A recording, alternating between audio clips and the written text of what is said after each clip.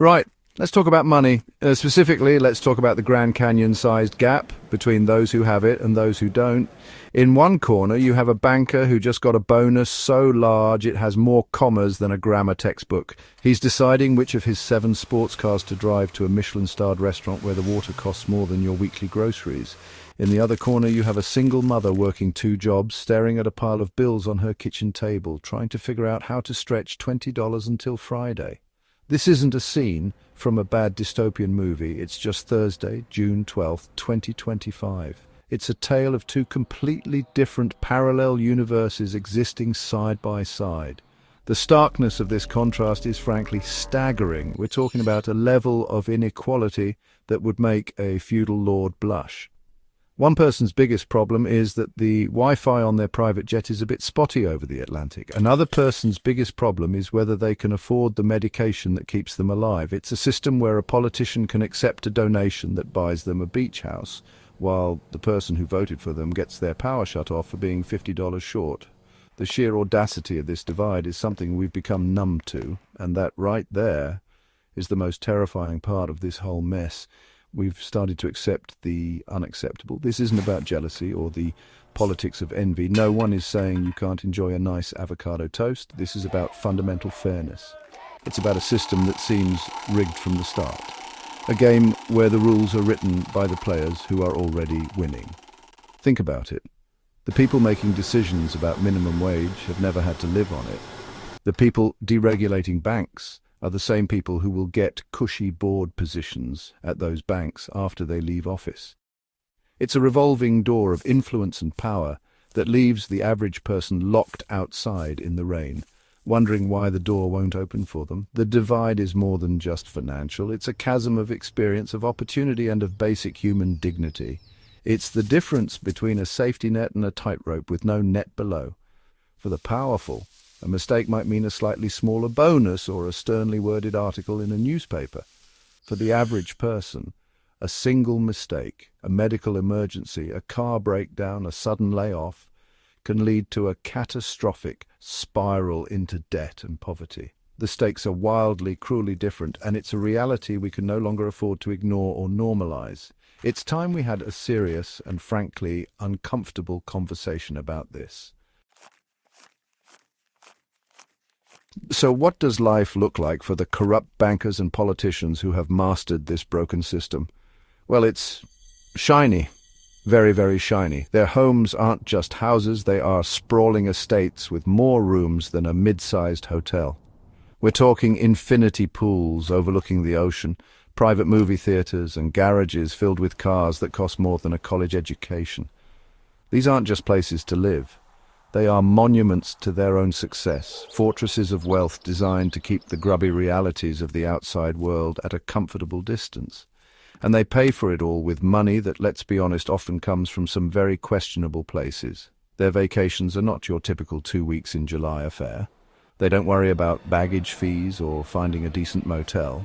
No, they take private jets to exclusive resorts on private islands, or they sail the Mediterranean on yachts so big they have their own helicopter pads. They spend their days sipping vintage champagne and their evenings at lavish parties where deals are struck that will affect millions of lives, all while canapés are served by people who will go home on the bus.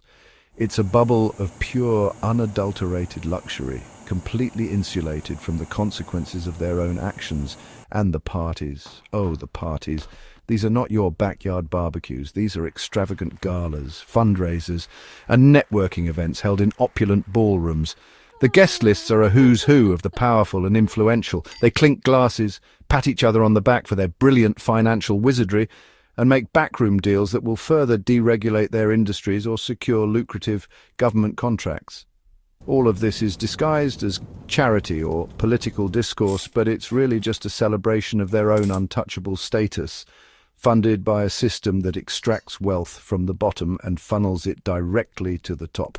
This lifestyle isn't just about comfort, it's about a declaration of power. Every ridiculously expensive watch, every designer suit, every limited edition supercar is a symbol. It's a way of saying, I am above the rules. The struggles that define your life are completely alien to me. It's a performance of untouchability, a constant reinforcement of the idea that they operate in a different stratosphere governed by different laws, or more accurately, by no laws at all. This isn't just living well, it's living in a way that actively flaunts the disparity that their actions create and perpetuate for everyone else. Now let's leave the world of champagne and super yachts and step into the reality for the vast majority of people. For them, life isn't a party, it's a relentless grind. They are the ones waking up before dawn to catch a crowded bus to a job that pays just enough to keep them in the race, but never enough to get ahead. They are the nurses, the teachers, the construction workers, the retail clerks, the people who keep society functioning. They work long, grueling hours, often juggling multiple jobs, not for luxury, but for survival. Their hard work builds the economy that the powerful so gleefully profit from. The fear is constant. It's a low-level hum of anxiety that never quite goes away. There's the worry about next month's rent, which always seems to go up while their wages stay stubbornly the same. There's the dread of a child getting sick, knowing that a single hospital visit could lead to years of debt.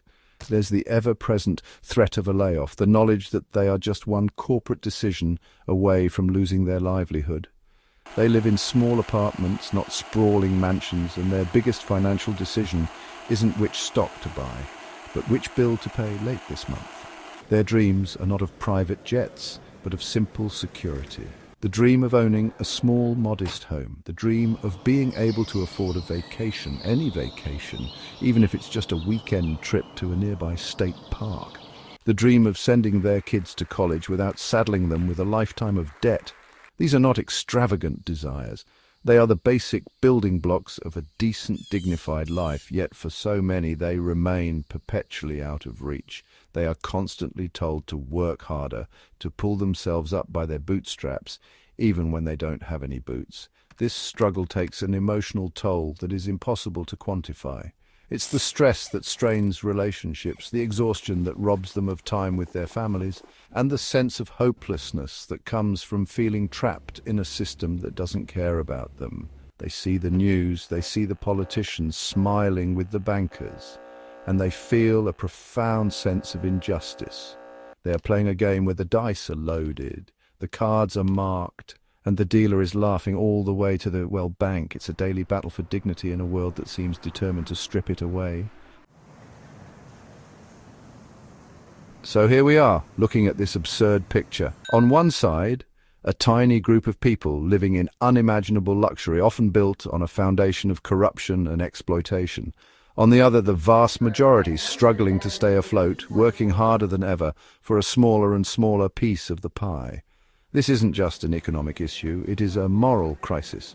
The injustice of this situation is a gaping wound on the face of our society. How can we call ourselves a just and fair nation when the gap between the powerful and the powerless has become a chasm of despair? It's fundamentally, indefensibly wrong. The emotional impact of this disparity is corrosive. It breeds resentment, division, and a deep-seated cynicism that eats away at the very fabric of our communities. When people feel that the system is rigged, they lose faith in institutions, in their leaders, and in each other. It creates a society where the prevailing feeling is not one of shared purpose, but of a desperate individual scramble for survival. This is not the foundation of a healthy, functioning democracy. It is the breeding ground for anger and instability, and we are seeing the consequences play out every single day. The current path is simply not sustainable, but it doesn't have to be this way. This is not an unstoppable force of nature. It is the result of choices about who we tax and how much, choices about how we regulate big corporations and Wall Street, choices about how we fund our schools and healthcare. And because these are choices, we can choose differently. We can demand a system where hard work is actually rewarded with a living wage, where the wealthy pay their fair share, and where politicians are accountable to the people who elect them, not the donors who fund their campaigns. Change is not only possible, it is absolutely necessary. This is our call to action. We need to stop accepting this grotesque inequality as normal. We need to get loud. We need to demand transparency, accountability, and real systemic change. Hope lies in our collective voice, in our refusal to be silent in the face of such blatant injustice. The goal isn't to punish success, it's to build a society where everyone has a genuine opportunity to succeed. It's time to reshuffle the deck and demand a fairer game for everyone, not just for the privileged few who have been dealing from the bottom for far too long. The house always wins, you say? Well, it's time we reminded them that we, the people, are the house.